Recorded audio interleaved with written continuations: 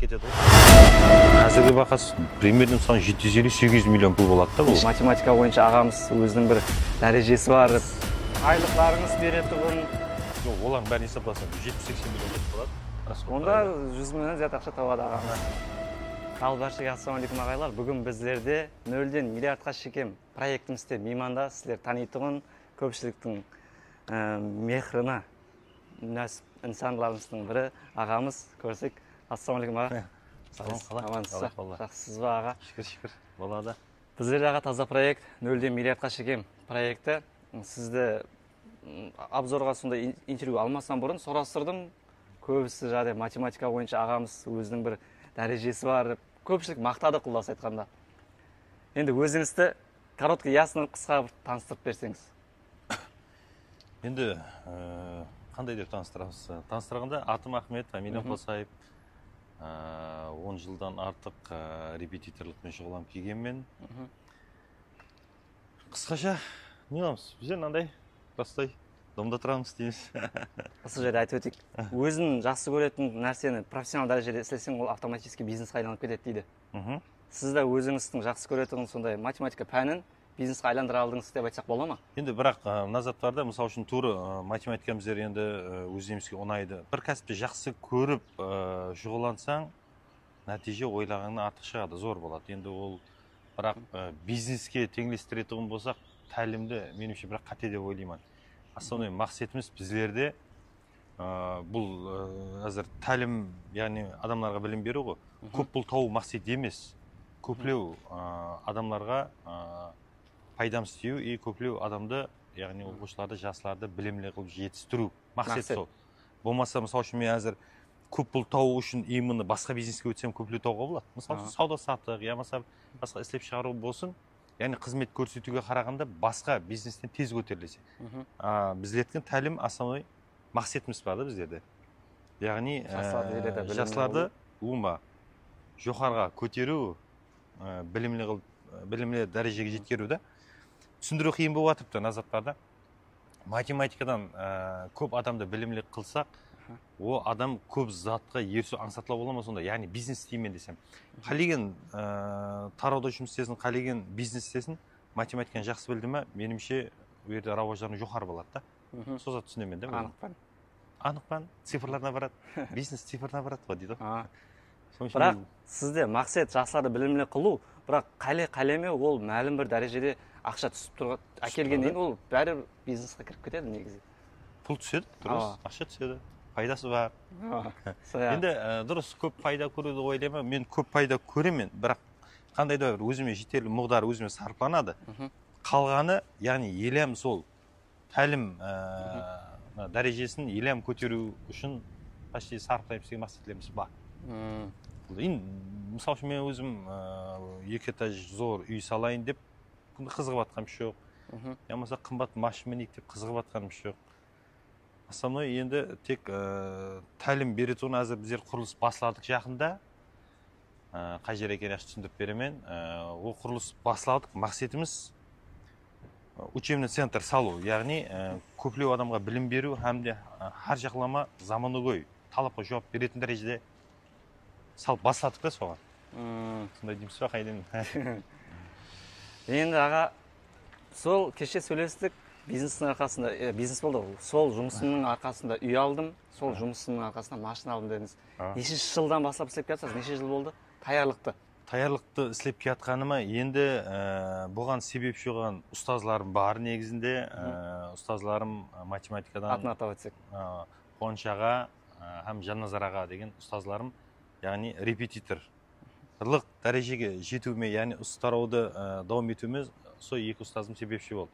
Яғни мені мектеп уақытта таярлады, білім берді, студент уақытында жәрдем берді, студент уақытта ұстазлардың қасында шәкіртлікте жүрдік, жәрдемші болып жүрдік. Шәкіртлікте жүру деген зат бар. Қазіргі балалар қарасаң, біздерде бар шәкіртлік деген. Көп адам келеді, біздерде таярланбаған, немесе сонда шәкіртлікке түсе жақпан, не сом айлық бересің дейтін. Сол айлықтан басылай ма? Бізде айлық сұрап көрмедік бұл ма. Тек жұмыс үйрену берді да. Яғни жұмыс үйреніп рауажданама дейтін болсаң, айлық сұрама дейді ғой бірінші. Сол кәсіптің маманы жетсін, онан кейін өзі әсте зор бола береді. Өзіңіз ақ автоматически істелеп жатыр, беру керек деген зат болады. Одан кейін, жетіліскеннен кейін. Студент уақытта енді ұстаздың қасында жүрдік. Онан кейін оқуды бітіргеннен кейін где-то бір 2012 жылдан бастап Сұтарода келіпсіз. Яғни 2012-ден бастап 13 жылдық тәжірибеге иемен да сонда. 13 жыл таярлықта Тәжірибеміз бар. 13 жыл. 13 жылдан бері таярлық келіпсіз. Баста сол 10 оқушы ма оқытып бастаған шығармыз. 10 оқушы кейінгі жылы 100% оқушы кірсе 20 болады, 40 болады, 100 болады дегендей. Қазір ол затларды сол жұмыс орныңызға барамыз, түсіндіреміз, сөйлейміз, көрсетеміз барлығын. Оқушыларыңыздан керек болса қытай бір интервью жасағанда сөйлетіп, қалай болып жатыр деп сұраймыз да. Ал енді қазір өзіміздің темамызға келейік. Біздер қазір қай жердеміз? Сіздің үй жағыңыз мәнзіл қандай, һәм бұл жердегі үйлердің бағасы қандай? Мәнзіл почти орайлық центрда, енді орайлық базардың қасы, яғни сағат көрініп тұрыпты, міне. Сағаттың көшесі деп айтылады енді. Сағаттың көшесі, яғни мына дом, Панаевтың салған домлары, адаспасам, 2019 жыл сатып алдық бұл жайды. Кредит есабында алдық. Сол уақытта 320 миллионға бағаланды. 80 миллион 25% төледі, қалған 10 жылға бізде кредит есабында берді. Кредит төлеп жатсыз қазір? Кредит төлеп жатсыз.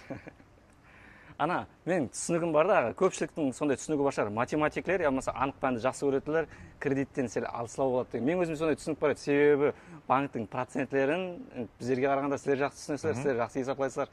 Ол проценттің орнына нағам жақсы ғой деген пікірлер сізде бар ма, жоқ па? Енді проценттің несіне қарап та, мысалы үшін 30%-тен жоғары болатын болса, ол минусқа слейді деп ойлаймын. Яғни 16%-тен беріледі ипотечный кредитлер былай да. 16-18, яғни ол мысалы Центробанктың өзінің белгіленген ставкасына қарап беріледі. Яғни одан банк пайда көрмейді негізінде. Қандай да бір өзлерінің типа бір расходындай ма несінде. Онда көп ұтылмайсаң да болады алып рисковать етуге. Уақыттың өтуімен ақша құнын жойып, бәрібір сол инфляцияның хесабынан сондай болады ауа. Мысалы үшін әзіргі бағасы біз 320-ға алған болсақ, бұл 10 жылға алғанда ем қазіргі бағасы примерно 750-800 миллион пұл болады да бұл. Неше квадрат метр? 130 квадрат метр, 4 қаналы, екінші этажда. Жер жайлы. 130 квадрат ауа. 700 миллионлық жай болғанда мен оны әзір кредит қылып төлегенде әміне құтылама дегенше. Сол сумма болады. Сататын сумма сол болған ол. Сол құн соны сатып тұра береді болған ол. Бизнестегі ұстазыңыз кім аға?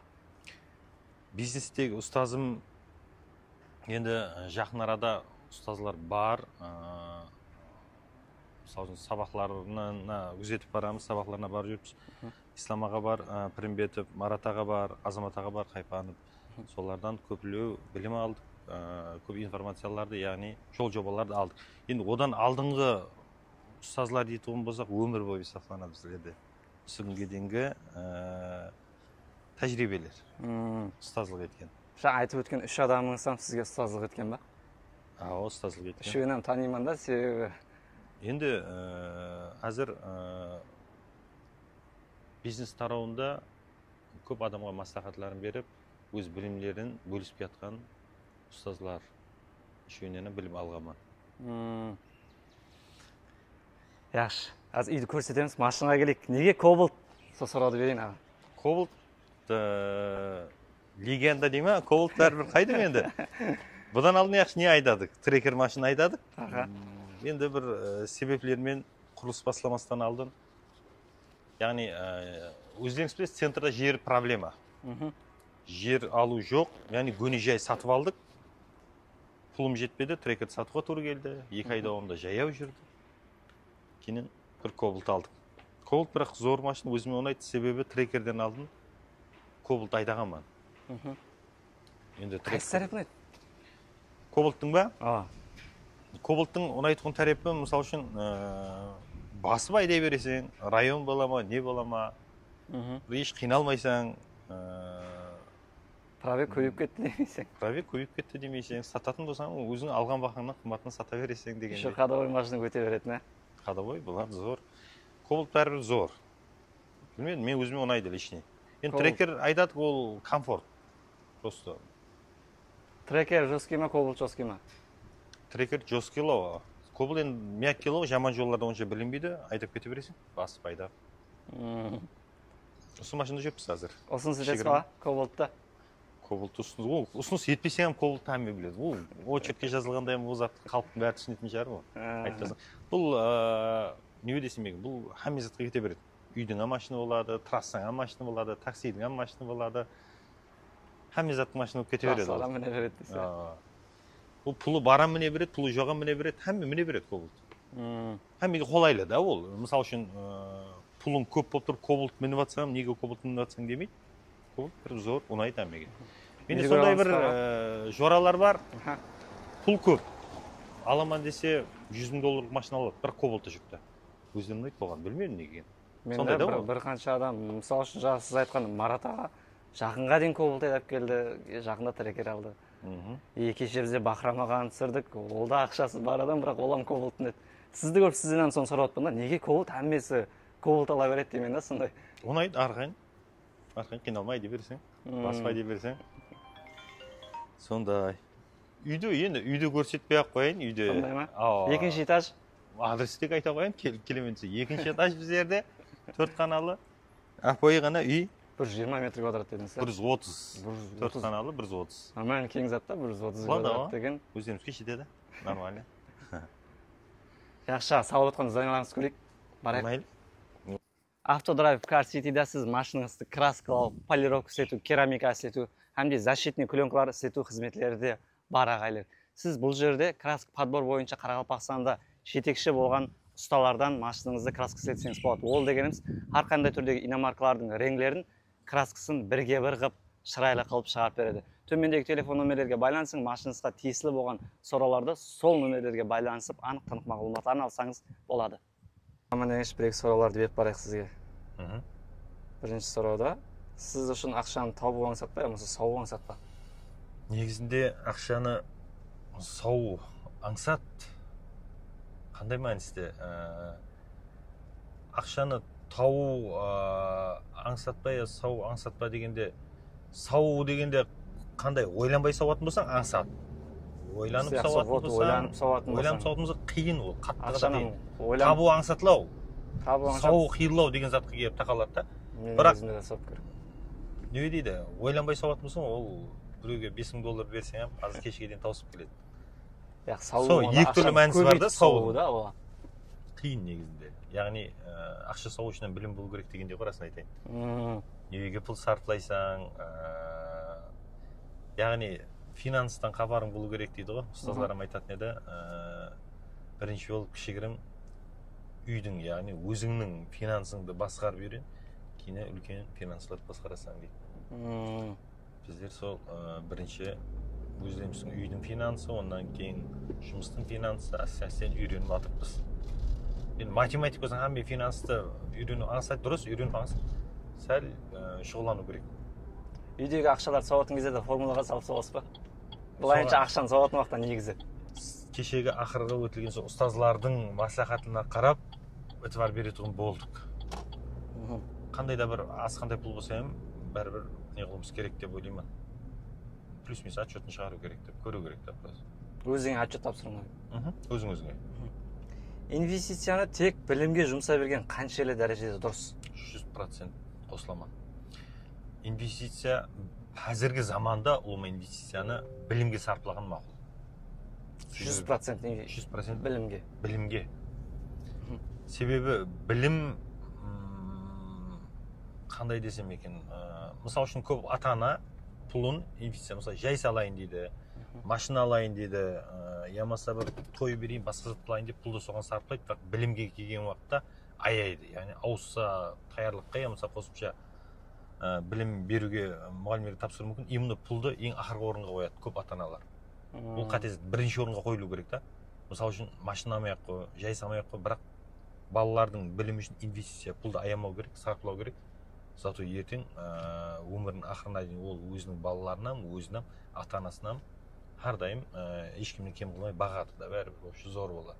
Сол пікірді халыққа сіңдіру керек деп ойлаймын. Халыққа сіңдіру, халық меніңше жақсылап ойланса осы негізде түсінеді ғой, білмедім мен. Назап болуы мүмкін, енді мектепте білім алуға болады, мектепте білім бар ғой, дұрыс. Мектепте білім бар. Алдынан бір не болды, сосын орта подкастта берген уақытта мектепте білім жақсы, мынандай система бойынша берілген программа бойынша, бірақ балалар оқымайды да. яғни сәл жеңіл өмірге үйреніп баратыр әзірге компьютер ұямаса телефон шұқылау ұямаса басқа да нелер ол ма. Мектептің сұрауы алдында бар да, қазір енді кейінгі сұрауға тек. Бизнесте таныс білішілікке қалай қарайсыз? Таныс білішілік керек бизнесте. Керек дегенде қандай мәністе? Мысал үшін Ташкентте біздің жақын жоралар бар. Мысалы кешерде бизнес ұшырасуларда бизнесменмен танысып қаламыз. Қандай да бір бизнес істейтін болса, пікір алмасу бір. Екінші, мысал үшін қандай да бір со территория хақында мағлұмат алу дегендей болады ғой. Мысал үшін Қарақалпақтан бизнес ашатын болды. Ташкенттегі бір жорам қандай бизнес екенін айтпай ақ қояйын, сол хақында информация сұрады, сол хақында танысыларды сұрады, сол хақында кімге сатамыз, кімге береміз, һәме информация алып, сөйлесіп, таныстырып бермей. Яғни олар танысып білішілікке кіреді. Бизнес жақсы болып кетті қазір. Нормально. Дұрыс жағынан қарасаң, дұрыс жағынан қарасаң. Енді надұрыс жағынан қарасаң, мен оны қызат дей алмаймыз. Сатып алатұғын нәрсеңіздің қайсы сыпатларына қарап сатып аласыз? Қай тарапіне? Мен де бір зат сатып алатұғын болсам, ең бірінші этуар беретінім качество дейді ғой, сыпатына этуар беремін. Мысалы үшін iPhone сатып алыпсыз, бірақ iPhone-нан күштілер Redmi бар, Samsung бар. Бұл брендке мысалы үшін. Бренд үшін пұл төлеп отқандай да. Енді бірақ Samsung, Redmi барлығын ұсыладым ғой мен. Бірақ iPhone ұсылағанда қандай да бір олардан үстінлеу жағыма бар еді да. iPhone-ның үстін жағы бар олардан. Менің пікірімше енді әркім әртүрлі ойлайды. Сонан кейін өзіме ұнайды, сонан кейін iPhone істейміз дегендей. Жақсы. Кейінгі сұрау. Сіз үшін қанша сумма ақша көп? Ол бір зат деп қиын. Көп деп ойлайсыз. Миллиард мысалы үшін қолда табуға болатын ақша миллиард, онда көп емес. 1 миллион, мен үшін 1 миллион доллар көп. Сіз үшін? Қайдым, көп емес. Миллиард доллар. Еплеуге болатын затлар. Негізінде анық. Бизнес тарауында басың істетсең, қысқа мезетте меніңше ерсеуге болады затларға. Сондай ма? Енді бірақ пұлды бірінші орынға қоймаймын да, менде бір сондай характер бар. Ақша жинау, байлық жинау деген менде ондай пікір жоқ. Болады, мысалы үйім бар, машина бар, жұмысым бар. Основной көплеу жәмиетке пайдам тиюді қалаймын. Яғни көплеу адамдар маған алғыс айту. Білмедім енді. Сондан кейін көп пұл туралы ойлап көрмедім мен. Менің жеке өзімде бір не бар. Қазір соңғы уақытлары, мысалы үшін өзім бір уақытлар Қазақстанда жұмыс істедім да, сол уақытта Қарақалпақлар дегенде қазақтардың басқа мемлекеттердің көз алдына бір рабочий класс келетін еді да. Олар мысалы үшін өзбектер болса Қарақалпақлар олар стройка істейді, не қылады деп. Бірақ соңғы уақытлар өзбектер уже спорттан нормальный результат көрсетіп жатыр. IT тарауында нормальный результат көрсетіп, уже олардың басқа дүние жүзі мемлекеттерінің Өзбекстанға деген көзқарасы уже сәл өзгереді да. Олар нормальный результат істей алады екен деген. И мен қалер едім, Қарақалпақлардың сондай бір Қарақалпақ деген кезде дүние жүзінде бір білімді, жақсы айтып отырсыз ғой, математикадан жоғары дәрежеге жетсе екен деп не? Болады, енді уақыт керек. Мысал үшін қазір былай санап өтетін болсағам, менде әзір осы уақытта оқытқан балаларым ішіне енді бір кемінде бір 3000-ға зият адамды осы уақытқа дейін студент қылдық та. Енді білмедім, 2,5 мың бұл шамалап айтып отырмын, 3000-ға зият. Бірақ солардың ішінде мысал үшін кемінде бір 100-дей ядында қалған балалар, жақсы зор жерде істеп жатқандар бар. Мен өткенде мысал үшін шәкіртлердің бірін айтатын болсақ, істеп жатқан. Алдында бар осы шәкіртлер. Шәкіртлер болғанда қандай яқшы, оны не қыламыз? Кейін сұрау яқшы. Барлығын бастан бастасаңыз, қазіргі уақытта нөлден бастасаңыз, осы тұрған дәрежеңізге қайтадан шыға аламын деп ойлайсыз ба? Қиын жағынан әзір. Себебі білім дәрежем бұрынғымен әзірге салыстырғанда, білім дегенде математикалық білімді емес. Яғни қазіргі нөлден бастайтын болсам, қысқа мүддетте ерте аламын, анық. Себебі сізде жағдай случайно бір әумиетпенен келіп қалған нәрсе емес, бәрін нөлден көрген, білген инструменттер бар. Енді дұрыс, ол һәмме зат харекетке байланысты болады. Мысалы, әумиеттен болады, харекеттен болады, тәжірибем болады. Мысалы, қателік қылудан қорықпа дейді ғой. Әрбір қылған қателігің өзің үшін бір сабақ болып есептелінеді да. Олар бір тәжірибе. яғни кейін қайталамайсың бір қылған қатең. Біреулер қателік қылуға қорқып тұрады, бір зат басылайын десе, мысалы бір учебный центр ашаман дейді, мына заттан қателессем, ай мынандай банкрот болады. Негізінде вперед басып көру керек. Келісіп кетеді, келіспесе сабақ болады. Қайтадан ұрады, сабақ болады, ол ешнеше жоқ. Істеуге болады, ол нөлден. Расход істеуге болады. හැме бизнес нөлден істеуге болады. Қайтадан келе аласыз. Қайтадан келе аламын. Бірге істелісу ұсыныс келсе, сіздің жауабыңыз, мысалы үшін жағдай таярлыққа болсын, басқа бизнес болсын дегендей ма? Басқа бизнес болсын, алға шерікшілік ма? Қалай қарайсыз? Келсе. Негізі шерікшілік деген жақсы зат, келісім болса, яғни шерікшілікте көп жағдайларда келісім болмай қалады. Екі тәреплеме қағаз вариантында дейді ғой. Шартнама түзілмегеннен келіп шығады. Ауызекі болады. Ауызекі келседі, екеуміз 50-50 пайданы бөлсеміз, болды, андай жұмыс. Яқ бұл жерде как положено шартнамаға кіртілу керек. Кім не зат, кім қандай жұмыс істейді, қандай расход болады, қандай пайданы алады, қандай пайданы мысалы үшін рауажан үшін сарыплаймыз, қандай пайданың қандай бөлігін мысалы үшін адамларға жәрдем сипатында, яғни закат сипатында береміз деген затлар болады. Әммесі қағазда көрсетілсе, меніңше шерекшілік зор зат. Вазифаларды буынластырып. Вазифалар теңдей бөлісіп алмаса болмайды ғой. Сен көп жұмыс істедің, мен аз жұмыс істедім деген заттан болады да. Өмірде қандай принципларға тикарланып жасайсыз? Жеке өзіңіз. Енді мен ондай бір принципқа деп не қыла бермеймін. Әмме затты ситуация қарап істеймін әрдайым. Пластарин. Жағдай қараймын сол уақытта. Ата қандай болу керек деген принципіңіз жоқ. Яқында принцип жоқ. Жағдай қараймыз. Адамның жағдай һәмде сол уақытта заманның жағдай. Алдына принцип қойып. Дұрыс, қатты дұрыс. Негізі принцип көп нәрсені бұзып жіберетін зат. Принцип бұзады тура. Ол принципін беруге өте де өтпейді деген. Принципиально бола берген дұрыс емес. Жақсы зат айттыңыз. Білімлендіру системасында қандай өзгерістер болуын қалайсыз? Білімлендіру системасында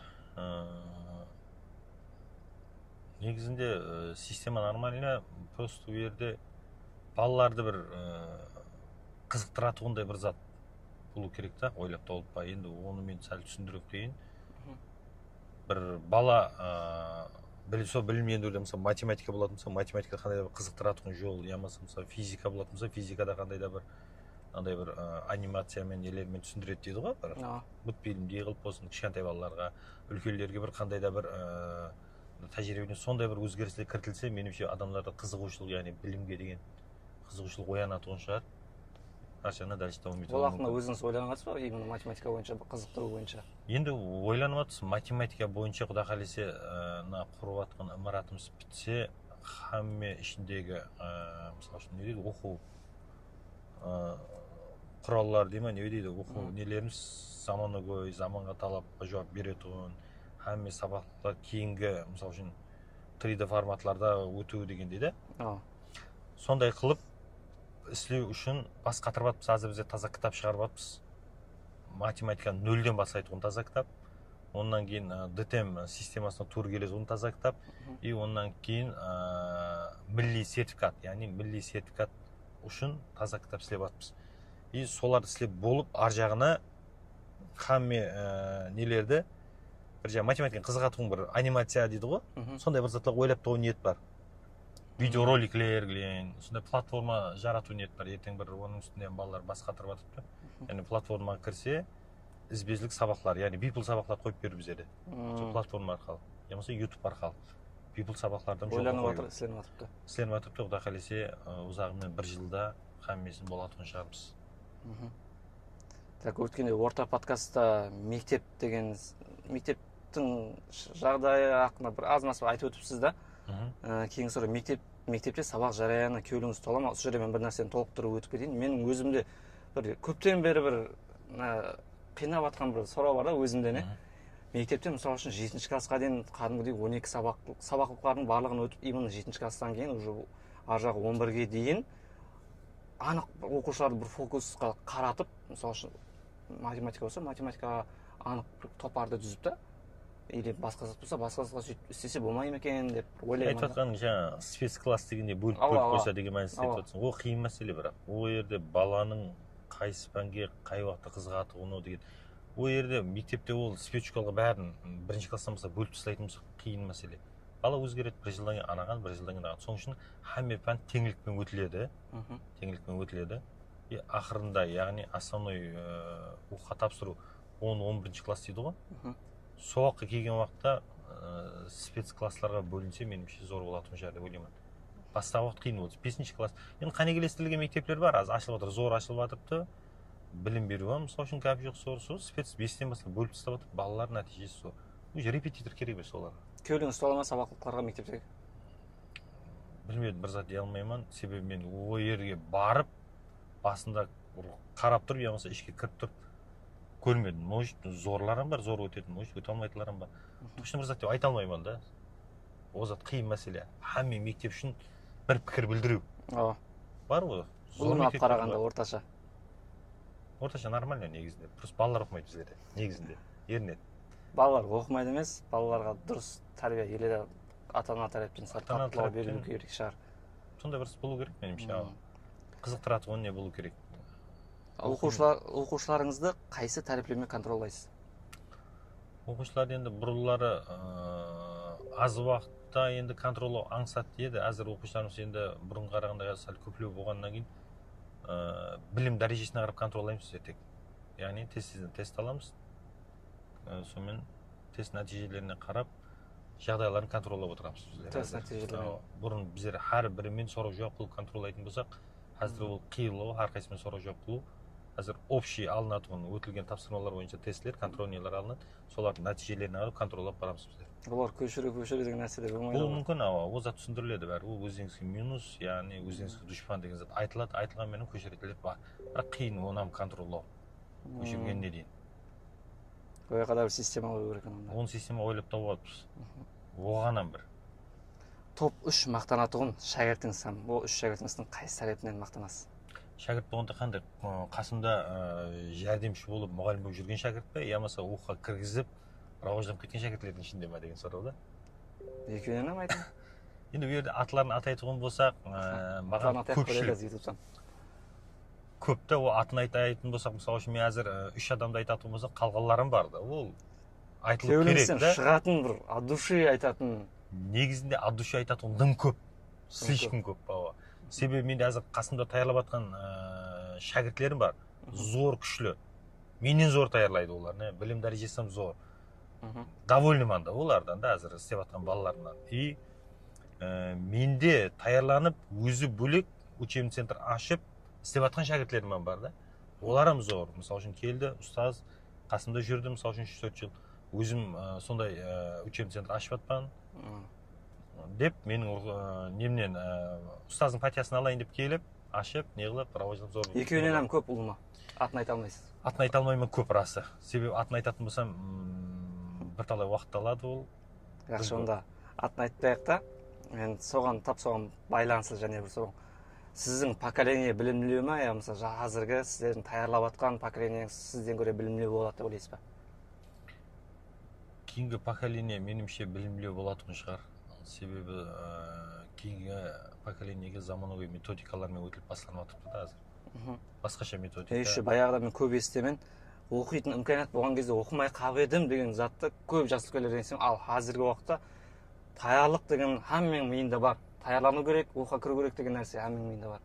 Қазір имканияттың әр түрлі вариант жаратылып отыр. Біздер таярланған жылы бір кітап болатын еді ғой, ұстазда да. Соны біздер дәптерге көшіріп алатын едік та, таярлану үшін. Қазір кітаптың неше түрлі варианты, электронный вариант. Hamma вариант бар ғой. Телефонға өткеріп алады білесіз. Көшіретін үйге берілетін 100 есап болатын болса, 100 есапты бірінші көшіріп алады берген. Соны көшіріп болған үйге барып шығарамыз, сөйтіп әкеп көрсетеміз да. Бір кітаптан hamma пайдаланады, қызық жер. Сөйтіп оқыдық қой, сөйтіп таярландық. Қазіргі балаларға енді алдына кітаптың өзімсіз кітап жаратпаппыз. Неге аз оқу орайына барсақ көрсетемен жаратып жатқан кітаплар. Кітапларды алды hammasini таярлап беріп жатырмыз. Тек олардан талап ететін зат жақсылап оқу керек болды. Имканият бар. Имканият бар, hamma имканият. Бүгінгі әзір мына сұралар таусылды, енді Заняны Горикаға кетіппіз ба? Болды. Емес 2 марат түседі да. Яғни әзір бізде бірінші маратымыз артымызда көше бар және. Сояққа 3 этаж 1 марат түседі. Ол ары қарай ма? Арық көшеде болады, бірақ общий бір болады. Кейінен неқтағы түседі, нерге 3 этаж здание түседі. Яғни бұл основной, главный корпус болады, сол жерден кіріп шығу болады. балаларға біздер локация жағынан ham қолайлы болу үшін именно осы жер таңылады. Яғни стоянкаға барса, меніңше нүкістің қалеген жеріне маршрутпен қайталады. Нүкістің қалеген жеріне базарға келе алады. Меніңше жақын районлардың барлығы корзинке келеді, таксилер. Қатынаймаса районнан келуге болады да, біздерге имканият бар да. Әме имканият условияны полный жаратамыз. Енді көремен десеңіз, ана жерде бір зданиямыз тікеп атыпты, екінші этажын салып атыпты. Құда қаласа ұзағымен бір айдан үшінші этаж толығын жауып тапсырады. Бір айдан.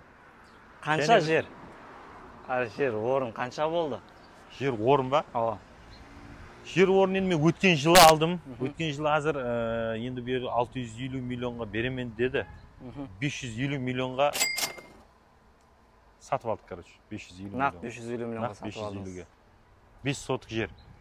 Математикасы ғой, бәрін есаптайсыз. Азыр қанша кетіп жатыр ақша құрылуына? Құрылуына ма? Жерден басқа ма? Ооба, жерден басқа. Ана көріністің өзіне азыр 250 миллионнан өтіп кетті. Осы тұрсына азыр мына. Ооба, осы тұрсына. 250 миллионнан өтті. Айна, бәрі, цемент. Берді айна дегенде тек әнеге бір 4 айнан қойған болсақ, склад есапта пайдалану үшін болам. Айна енді құрылады барлығына. Енді берді основной бұл фундаментіне көп кетті. Полный жердің бәрін қаздырдық. Подушканың өзін бірде 40, нағыл подушкалар, арматурлар, блокларын құйып, сөйтіп көмдік іші сыртын. Өзінде бір 36-40 машин бар, ракушкамен толтырдық үшін қазылған жер қайттан. 250 миллион болса, онда көп емес екен бірақ. Көп емес болғанмен, мына жерде жұмыс тек бірінші этаж болған ғой. Яғни ондай үлкен емес та. Және көтеріледі, 3 этаж болады. 3 этаж көтеріледі. Онdan кейін не қатысады? Мына жерге де салына ма сонда? Ау, нерге 3 этаж? Екеуінің ортасы ашық. Ананы бітіріп алып, кейін мынаны бітіресіз. Ана біткеннен кейін яқ бітеді, ау. Екі здание. Енді ол жерде көп адам не қылды? Неге общий бір қосып нахан қылып салмайсың деген зат болды. Біздерде хауа алмасу, яғни проблема болады да. Мысалы үшін қапталға айна қою бар қиын. Бізде ортаны ашық қылып жатқанымыз 3 этаж жақтылық. Ортадан 2 жатқа түседі, хауа алмасу ham жақсы. Соны есапқа алғанда бөліп саламыз. Бөліп салған расход көплеу болады негізі. Ол өзіңіздің идеяңыз ба, или біреумен ойласып? Өзімнің идеям. Себебі хауа алмасу жағын есапқа алған халда, һәм жақтылық түсу жағдай. Табиғи жақтылық керек білім алу үшін. Енді кете береді, табиғи жақтылық барып жақсы болады. Айнадан түсіп тұрған құяш. Бір жерлерде таярлықта көрдім, жаздың кезде далаға шығып таярланып отыратын кітап оқып. Мен өзім анық пәлелерде театральный институтта оқыдым. Біздерде математика ұлыма өтілмеді. Лицейлерде тарих английскийде оқыдық. Ол кезде жағдай далада кітап оқып, сөйтіп отыратын көп көретін табиғаттың несінде. 2-3 айдан біте ме енді бұл? Құда қаласа 3 этаж? Общий 3 айдан азыр май болса, май, июнь, июль. Июльдің ішінде почти маляр кісам хамезат готовый тайын тұрады. Сабақ өтетін бола ма? Сабақ өтілетін болды июльдің ақырында. Ол кезде де бір келеміз. Сабақ өтіледі, ау. Июльдің ақырында. Бұл құда қалесе бұның 3-ші этажын басып болғаннан кейін міне басыланады. Кейін параллельно іслене берді, жағы маляр кісленсе бер жағы құрылыс. Сіздің шамаңыз бойынша осы бітеме деген қанша шығады? Өзіңіздің есеп кітабыңыз бойынша біреуіне? Біреуіне меніңше полный ремонты хамме затымен ішіне кіріп сабақ өтілеме деген 1,5 миллиард кетеді ғой. Жете ме? Ау, жетеді. 1,5 миллиард. Меніңше. Сып алуы, ішінде мейлі басқа темайын шығар. Ұлма, сабақ өтілу деген жағында парта, доскың, ішін ысту, салқын қылу системасы хамме жақлама. 1,5 миллиардқа бітеді. Біреуі? Біреуі. Екіншісіне және сол кете ме? Бірақ шамалап айттық та, грубый есаппен. Меніңше одан ham аз кету мүмкін. Есап санақ туыр болса. 1 миллиардпен біту мүмкін. Меніңше. Енді андай есапламатып, грубый есаплайсаң ғой, мынандай айна кетеді, мынандай зат кетеді, мынандай кетеді деп грубый-не. Бірақ екеуіне кемінде 2 миллиард кетеді. Кемінде. Екеуіне анық 2 миллиардтан өтіп кетеді ол. Кемінде да соңғышта. Кемінде, ау. Себебі жер орнынан басқа енді ол. Жер орнынан басқа. Себебі енді анаған азлау кету мүмкін, себебі оның ремонты біздер однотонный қылып жатырмыз, яғни свет шығару. Бергі зданияның ремонты енді хаме класстың аудиторияның ішінде атмосфера басқаша қылып жатырмыз. Просто ананы срочно бітіру керек болғаннан кейін жаңағыдай болады да, бер жағын асықпай бітіретін болғаннан кейін har аудитория har түрлі декорация болады. Сондай атмосфера болады да. Қазір баяғы не затлар қалды, мектептерде однотонный свет, даже мемлекеттік мектептердің үшін яркий ластырып, басқаша қылып істеп жатыр. Полный ауа. Бұның проектіне біздің шәкірт істеп беріп жатырды. Проекттің ертең дизайнынан істейді. Өзіңізден шыққан бала? Өзімде шыққан бала. Яғни Мұхаммед деген бала, U-Art деген не бар. Болмаса проектіне не бойынша, сондай дизайнерский компанияда ол ма? Ол баланы өзім оқыттым, тайырладым, оққа кіргіздім. Қазір енді өз не ашып, частный компания ашып өзі. Өзінікі. Өзінікі, жұмысларым зор. Нүкістен, по-моему, көпшілік таниды, көп үлкен объектілерді істеп жатыр. Енді ілтимас еттік шәкіртке. Яқ демеді. Яқ демеді. Бұрау сөзін саға деді ма? Сондай шәкіртлер көп. Әрқайсысы әр таурада зор істеп жатыр. Ұстаз болсаң сол жер жақсы, иә? Кешерде 3-4 шәкіртім бар. Көбісі өзі частный строительный компания ашқан. Қандай? Частный строительный домлар, дом без, сәл бер жағында құрылыстарды салып жатырмыз дейді да. Солардан маслихат аламыз. Қайтып қоямыз дегендей. Бірақ проект бар болғанда, сол проект бойынша істеліп жатыр, онда проблема болмайтын шығар деп отырмыз. Шәкіртлеріңіз көрейік бір нормально істеп жатқан екенмін ғой дейсіз бе, арасында бола ма? Болады, соларды көріп қуанамыз. Қанша сондай көп шәкірт шығарсақ, біздерге сонша сауап жазылады дейді ғой. Білімлендіруде да. Нәтижесіне қарап. Үлкен сауап дейді. Сонан кейін ұстараға өзім қызығама, ұнайды. Өзімім сабақ беремін. Сол учебный центр басқарамын. Сабақлық бойынша жұмысыңызға барып сұра береміз. Қазір саяққа барайық, сен аяқтан түсіріп ал. Болды. Онда саяққа барсақ барайық. Ар жағын кейін бір біткеннен кейін көрсетіп қой. Яқшы, мен солай жазатын. Бала тәрбиесі аға. Бала тәрбиесі дегенде тәрбиеға енді основной балалардың тәрбиесі кішкентай уақытында основной тәрбие меніңше анасы жақсы тәрбие беру керек деп ойлаймын балаларына. Себебі әке жұмыста болады. Әке жұмыста болады. Даланың адамы. Көшенің адамы. Балаларға енді көбінесе анасы жауапкер болады. Біздерде родительский собрание болады, шақырып аламыз ғой нелерге, сөйлесуге не қылуға. Көбісі аналар келеді. Мен аға қазір жастардың бір нәрсесіне күйеуім толмайды да. Жастардың дегенде өзім жаспын ғой, мен таярланып жатқан балалардың оқуға кіремін деп таярланады. Базар жоқ. Четкий таярланады. Түнде ұйқыламай, уақытынан кешіп, жораларымен қатынаспай оқуға кіреді. Сонда мақсат оқуға кіру болғаны ма деймін да? Мақсат сөйтіп қойылғанда не ар жағында үлкен мақсат қоймай отыр. Ода карьера жоқ па деймін, бір алға еледі, өзінің несі бойынша іліми мақалалар жазып, дүния жүзіне шығып, басқаша затлар істеп. Көп көремін сондай балалар зор таярланады. Мектепте зор оқиды. Оқуға кіреді, қалады. 300-ден бір адамнан шығады ғой. Ар жағында дәлші мақсат қою. Мақсат енді этап-этап қойсаң болады ғой. Мысалы үшін бірден жаңағы Марсқа ұшамын деп мақсат қоймайсың ғой. Біздер мақсат қойған уақытта баяғыда 20 оқушы даярлайтын уақытта ма 100 оқушы даярлаймын деген мақсат қойдық та просто. Сөйтті, 100 оқушыға ерісу дегенім біздер үшін арман еді да уақытта, бір қиын еді. Бірақ 100 оқушыға ерістік, 100-ден көбейттік, одан кейін 1000 деп қойдық та. Сол уақытта неге 1000 деп қоймадық деп. Миым жетпейтін еді 1000 деген затқа не. Сондай болып тұрды еді. Ол оқуға кірудің ар жағын көре алмай жатыр балалар. Бірақ мақсат оқуға кіру ма, кіргеннен кейін және мақсат қою керек арман қарай. Бизнес бастау ма, шетелге шығу ма, я болмаса айтишник болу, я болмаса күшті строитель болу. Қандай тарауды істеймін десем, сол тарауды зор істедім, мен тарауда жұмыс жақсы негізінде. Сосын оқытып тұрып жұмыста олмай жүреді. Ол жұмыс негізінде көп қой. Күшлі сауатың болса, мысалы үшін күшлі экономист болатын, күшлі финансист болатын болсаң бар ғой. Мен өзіме күшлі финансист керек. Жоқ та, сонда күшлі финансист бол. Емесі күшлі бухгалтер бол.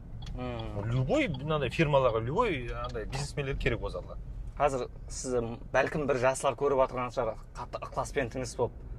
Соларға бір нәрсе айтып жіберсеңіз, ар жағын көрің дегендей, бір құры шекіреніп қалмаң дегендей жасылар көріп жатып та енді сол үйден. Енді беретін мақсат жүрегіне тиіп кететін бір сөз айтсаңыз. Сол дәрежеде қиын мақсат қою керек те, ерісу қиын да. Соған ерісемін дегенше әрекеттен тоқтамау керек та. Мақсатты бірақ біздерде жаңағы этап қойсаң болады да. Мысалы үшін бастап майда қадамдар. Көзі жететін мақсат қояды. Еріскеннен кейін сәл одан қиылу мақсат қояды. Бірақ обязательно әрбір мақсатты блокнотына не түсіріп барса жақсы болады. Птичке қойтын мына мақсат ерсін, мынаған ерсін деп не. Зато жәмиеттегі орны вообще жоғары болады. Вообще енді расын айтайын, балаларға қазір мен мынандай деп маслихат бергенмен не, оған амил қылатулар ол санаулы. Оны білемін. Өзілепсіз оқытып жатқан оқушыларға небір маслихатларды береміз. 200 балаға маслихат бергенбіз, соның бір 10 баласы амел қылады да. Амел қылады, қалғаны білмедім, көрмеймін. 10 баласының нормальный нәтижеге еріскен көремін да біраз. Мына жерге қойсақ болатын шығар машинды. Аға, біздердің бір көп адамға беретін сұрауымыз бар. Қандай? Қанша табасыз айына? Суммада конкретно. Суммада ма? Охо. Халал қыласыңыз. Ұрлап жатқан жоқсыз. Я халал барлығы. Аха. Қайдан білейін ау? Мен өзіме сауаттығымды айтайын ба деймін ба? Жоқ, айтыңыз. Қалған мен тек білім, тәлімге сарфай беремін ғой. Анық расын айтайын, есаптап көрмен айына мынандай сума табаман деп та. Енді примерно может бір 50-60 миллион шығып қалады. Одан көп болуы мүмкін. Оның ар жағынан мысалы үшін 100 болуы мүмкін дегендей да. Енді бірақ кеше жақында бір ұстазлардың маслихатына қарап, қанша пұл тауасаң, қанша сарфлайсаң, қаншасын инвестиция кіртіп атсаң, қаншасы расход болып жатыр деген финанс сабағын өттік. Яғни соған енді әмел қылып басталаппыз. Бірақ енді құрылыс араласып кеткеннен кейін және қиын. Онда сіз есаплап көрдіңіз, осы сабақты өткен болсаңыз, қанша табатыңызды? Есаплап көрдік. Ол сыр болып қала берсін деймін ба? Яғни ол қиын мәселе. Яқшы. Общий қанша сауасыз? Бір айда. Общий, бір айда. Өзім расходым ба? Өзіңіздің кредитіңіз, үйіңіз, айлықларыңыз беретұғын. Жоқ, олардың бәрін есапласам 70-80 миллион кетіп қалады. Онда 100 миллион зят ақша табады ағамыз. Неше группа бар сізде? Менде ма? Где-то бір анық 15 группа бар ғой. 15 группа? 15-дің бәрі тек математикада? Бәрі математикада. Бұл оқушылардың жетіскерліктері ма? Сертификатлар нерде? Сол сертификат дегенге айтып өтейін. Бұл сертификатлар кеше сіз айттыңыз, тек Өзбекстанның ішінде әмел ететін сертификатлар. Милли сертификат деп айтылады соның үшін. Яғни Өзбекстан ішіндегі университеттерге өтеді да бұл зат. Международный өтетін бар, бұл SIT болады. SIT енді оған таза группа ашып жатыр. Құда қаласа таза маратым сетен біткен уақытта SIT, яғни международный сыртқа өтетін сертификатлар бойынша даярлаймыз ол. Бұл үстіндегілер оқушылардың нәтижесі анау қайсы жылғы, ақырғы жылдық шығар. 272 адам оқуға кірген, яй ақнау 2022-дегі, жазып қойған екен.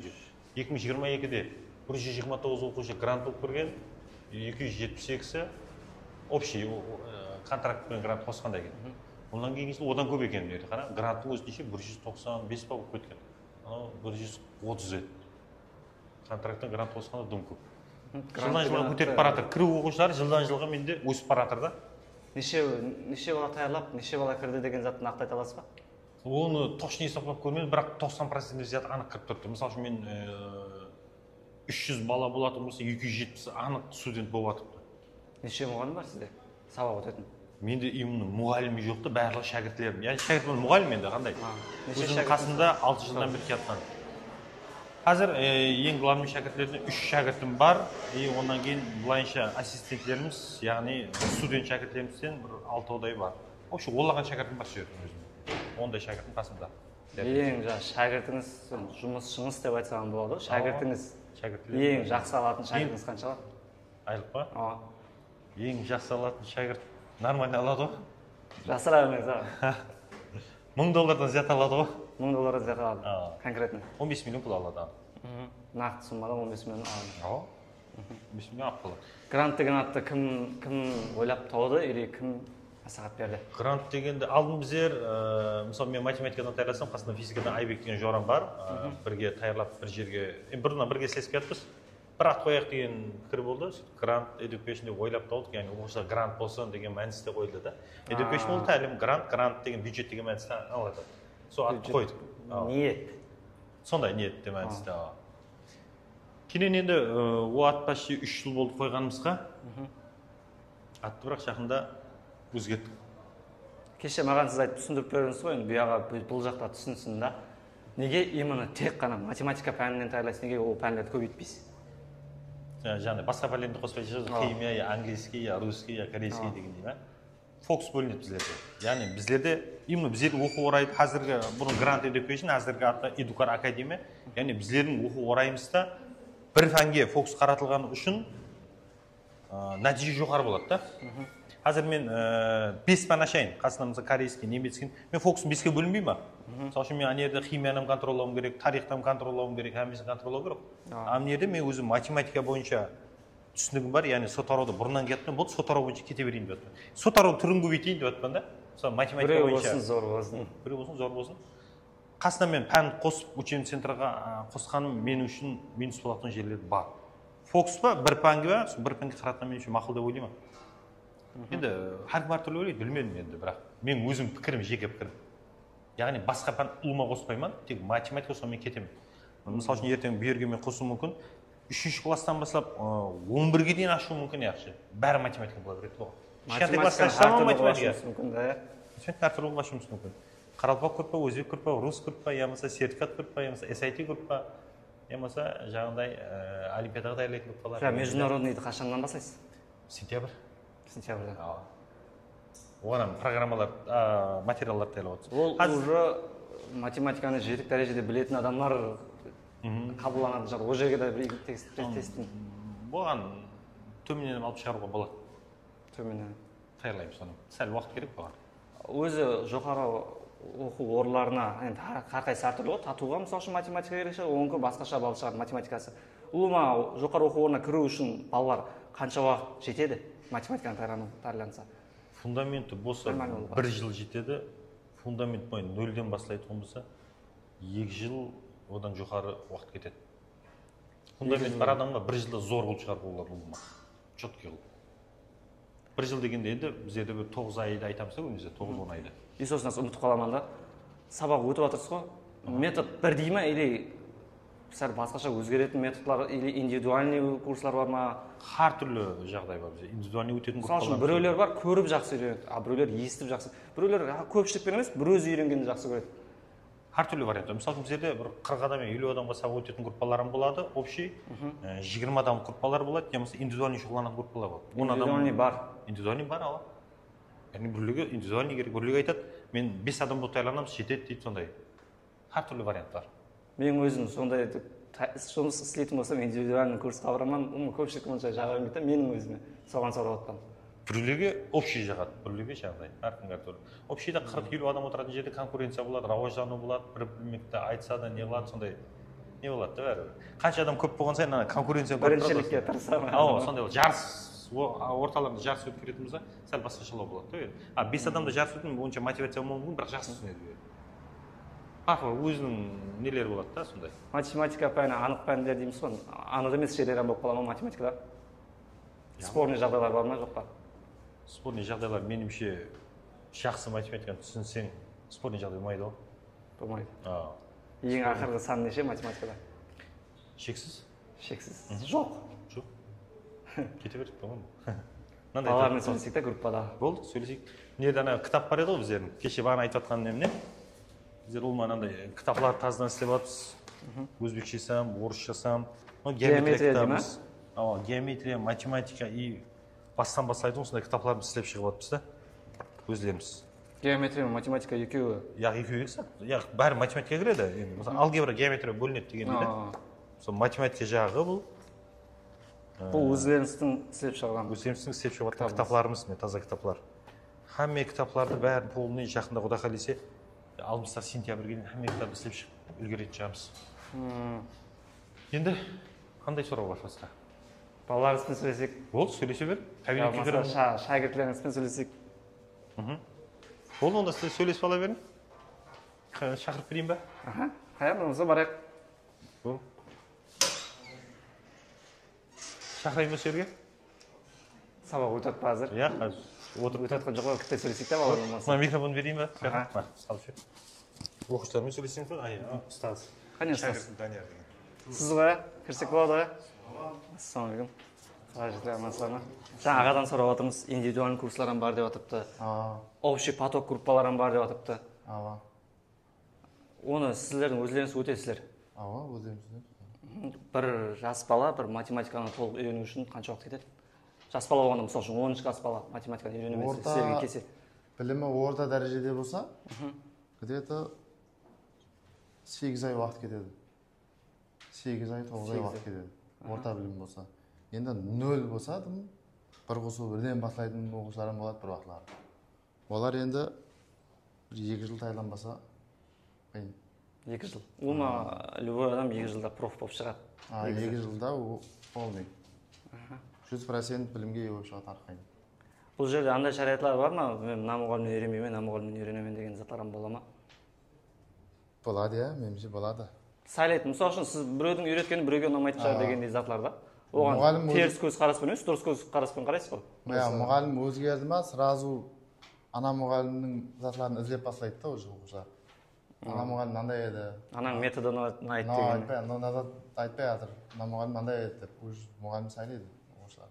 Үйреніп қалады оқушылар.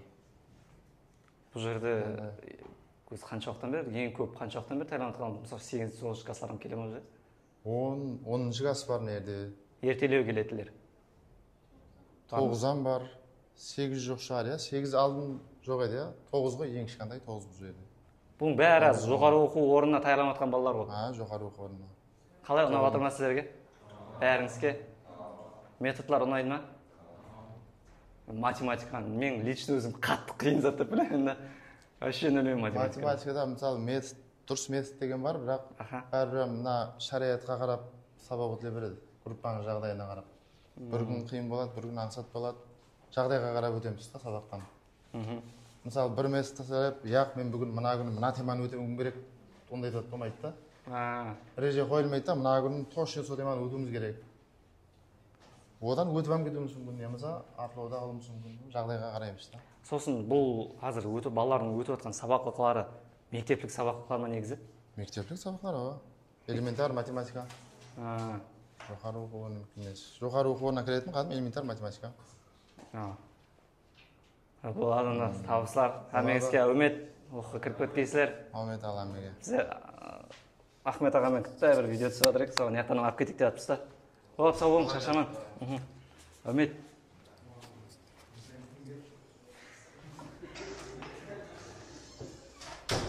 Именно біздердің оқу орайда, мысалы математикадан сабақ беретін мұғалімнің әммесі именно өздерімізде тәлім алған балалар. Именно осы жерде тәлім алу керек. Олар сынауым шарт емес та, білесіз жағдай. Сынауым бірақ 4 жыл сынауда болады. Сынауымыз 4 жыл біздерде, студент уақытында ғой. Бірінші курста келеді, 4 жыл давамды сынау болады да. Мысалы үшін, бірақ оның официальный жұмыс деп айтылмайды. 4 жыл давамында қасымызда жүреді. Саған деп айлықтан да айлық деп берілмейді, бірақ пұл беріледі. Кармане расход дегендей. Оқуына барып келу, майдүйште анау расходы дегенде. Айлық деп берілмейді да ол. Ол студент болса да бола бере ме? Студент болып 4 жыл жүреді. 4 жылдан кейін осы жерде анық жұмыс істеп ұстаздың қасына қаламан десе, біздердің қасына алады. Яғни диплом бойынша жұмыс істеймін десе, мемлекетке өтіп кетеді. 4 жыл аз уақыт емес екен да? 4 жыл қасыңызда жүріп, кейін уже қасыңызда айлыққа өткен балалар бар ма? Бар ғой не батыр. Өзің, неше жыл? Сіз? Қатар екенбіз.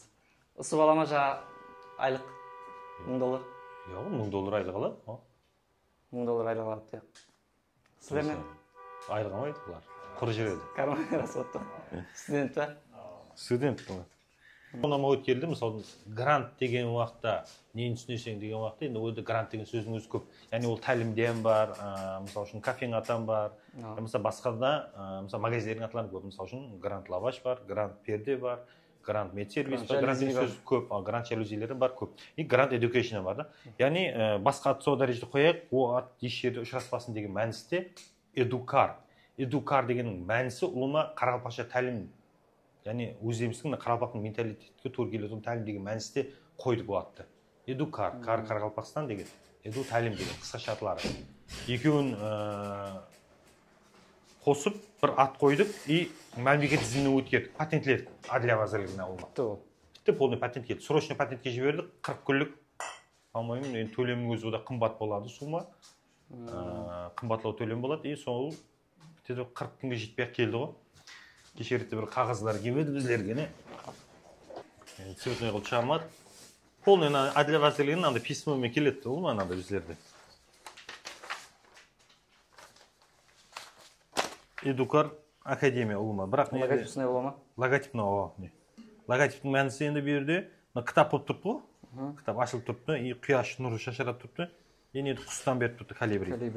Яғни бұның мақсаты, мысалы үшін, кітап бойынша енді білім беру, һәм құяштай нұр шашу, һәм құстай тездік. Біздерде мәнісі не деп қойдық? Эдукардың тез һәм анық рауажлану еді. Сондай бір несі бар еді, балалардың өздерінің бір ойлап тауған несі бар. Шиары дей ма, не дейді, сондай да. Орамда ғой. Студент шәкіртлерден бір кітті сөйлесек та аға. Аз сіз айтып отырсыз ғой, 4 жыл жүреді деп жатса, 4 жыл жүреді екенсің да. Көпшілік жаслар бір жерге шәкірт болып барса, ол жерде онда бесплатно жүруді өзіне бір не көрмейді. Лайық көрмейді десе неміз ба, или бір 2 ай істейді да, 1 ай істейді, ақша сұрайды да. Сіздерде қалай негізі?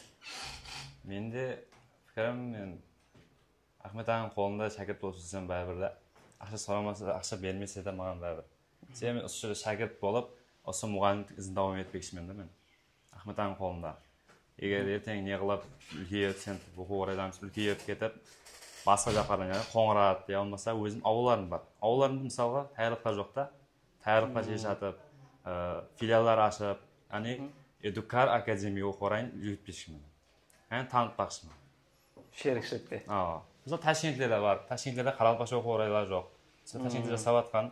Бірақ қарақалпақтар көп. Қарақалпақтар көп болады. Соларға ашу мүмкін мысалға. Мақсат 1-2 айда қалып жүру емес, мақсат екен. Жаңа айттым ғой, көп балалар жаңадай деп аттан ғой. Соларға да бір нәрсе де жер камераға. Соларға ма? 2 ай, 3 ай кішкентай ақша үшін емес, мақсатты үлкен қою керек деген дейді. Главное, мақсатыңыз дұрыс болсын. Тек қана ақша емес, ақша табылады, ақшаның ілажы болады қаме уақытта. Тек қана өзіңіздің келешегіңізді ойлауыңыз керек. Яғни келешегі бар затты ойлауыңыз керек сіздер. Дұрыс. Ақша бермей қойса да деген жан түсіріп алды ja. Болды, кәптестан. Болды. Мысалы үшін матфакта оқиман дейді, математиканың тәжірибем бар, сабақ өте аламын дейді да.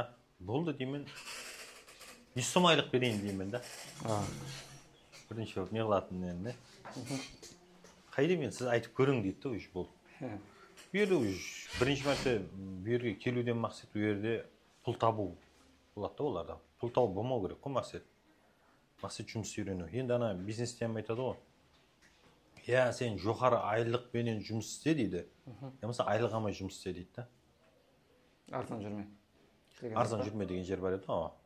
Бұл жерде мысалы үшін пұлсыз жұмыс істейтін жерлер болады ғой. Барып шәкірттікке түсіп, пұл алмай, сол тарауды жасап үйреніп болып, соның маман болғаннан кейін болып, жаңа қалеме десең өзің нөлден істесең, болмаса басқа жерге барсаң қымбат суммадан істесең деген зат болады да ол бәрі. Сол үшін біздерде балаларға айтатын сол. Бұл жерде именно студент болғанда бәрі түстен кейін құрып жүреді. Азында оқып барады, түстен кейін үйде құрып отырады. Лучше жерде жұмыс үйреніп, яғни балаларға білім беріп, балалармен ілесіп рауажданудың әрекетінде болса, меніңше зор болады да бәрібір. Ағамыз айтты, 4 жыл бесплатно жүреді деді. Жүрдің 4 жыл. 4 жылдық жүргеннен кейін бірінші айлықты алған кездегі ощущениең қалай болды? Сезімің?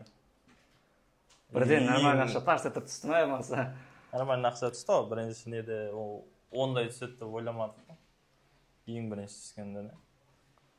Мынаның бәрі менікі ма дегендей ой болады да, ең бірінші ой. Үйіңе бір қандай деп айтса болады. Үйіңе бір зат алып келіп жатқан кезінде ата-анаңның реакциясы болады. Жұмыстан келдім. Жұмыстан келдім дегенде. Әме жиналып, ауқаттанатын уақыт күтіп тұрып, әме жиналған кезде айлық деп берген басқаша да берді. 4 жыл жүрдім. Қанша уақыттан бері айлық алып жұмыс істетсің? Қанша уақыттан бері 3 жылдай болды. 3 жылдан бері айлық алып жұмыс істетсің. Астында Малибу. Малибу емес, Малибу шамалас. Қандай? Nexia 3. Nexia 3. Кредит нақ? Наққа. Наққа. Үйің бар сірә өзіңнің? Үй бар ау өзіңіз. Өзіңде алдында нелерде планың қандай? Ағаң қасында жүре бересің бе, или сенде басқаша ойлар бар ма? Құдай қаласа сол тараудамыз ғой. Ағаң қасындасың? Бірге. 3 жылдан бері жүрсің. 4 жыл, сонда 4, 5, 6, 7 жыл болған. 7 жылдан бері жұмыс істедің. Аға постоянно қасыңызда жүре бір түр ұятты қалған екен ғой. Ладно, табыстар зор, әуес еттің. Қалай болса аға, бүгінгі сәулет менің жеке өзіме қатты ұнады. Көп қызықтырған сұрауларымды бердім. Сіздің өзіңіздің жастарға, ямаса көріп отырған адамдарға айтатын сөзіңіз болса, видеомызды жұмақлау үшін. Не дейміз? Биылғы барша абитуриенттерге оқуға тапсырып жатқан әмеге әумет тілеймін, жоғары балл топлауыңызға тілектеспен. Главный мақсат қоюдан шаршамаң, Hareketli болың әрдайым. Не дейміз басқа? Погода hem зор ұтып, басқаша дейсің. Дағара жауын мощный, мен өзіме ұнайтын погодада андай не? Сапы. Машина мой Мен ауметпейміз болғаны. Не дейміз басқа? Бестен табытқа дейін ілім. Енді бір сұрауларға шала бір сұраулар толық жауап беріп қапа болмайсың енді. Айтылатын заттар, айтылмайтын заттар дегендей қолдан келгенше жауап беруге әрекет етіп. Біздің абитуриенттер міне ішке кіріп бара жатыр, жауын жауды деп. Кеременің уақыты Звонок болды ма? звонок болды. Болады, рахмет. Құлай болса аға, сау болың, шаршамаң. Таза зданияңызға да күткеннен бұйырса және Болды, Құдай барамыз. қаласа. Біткен уақытта бір шақыраман. Четкий қылып тұр, біткерейді тұр ішінде. Несі қылса, барамыз. Открытасы болады, открытасына келсең сымай ма? Сол кезде сұрауларға анық жауап беретін болың аға бірақ. Құдай қаласа сол открытада бәрче ұстазларды әммесін күтіп қаламыз енді. Құдай қаласа әммен бір етеміз. Құдай қаласа жерде зор қылып ашылу нелерін өткереміз. Соқта сіз келсеңіз. Қуанышты боламыз. Шақырсаңыз барамыз. Болды, аумин. Жақсы, сау болыңыз, шаршамай. Yaxshi.